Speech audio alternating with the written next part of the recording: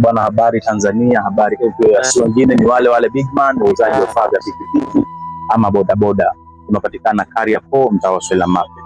Sasa leo nilikuwa labda nawahimiza wale wateja wetu ambao wanafanya kazi na Bigman na ambao wanahitaji labda kufanya kazi na Bigman kwamba usichelewe.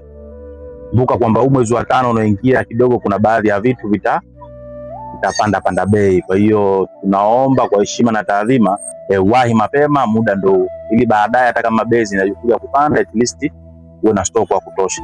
Sisi ndio Bigman. Usisahau kutufuatilia katika peji zetu za TikTok, Instagram, Facebook, YouTube kuandika Bigman Motor Spare, lakini mitandao mingine yote unaandika Bigman Motorcycle Parts. Tunakutana na sisi wauzaji wa vifaa vya pikipiki. Delivery bado tunafanya, si tatizo, wahi mapema bwana, tunakukaribisha.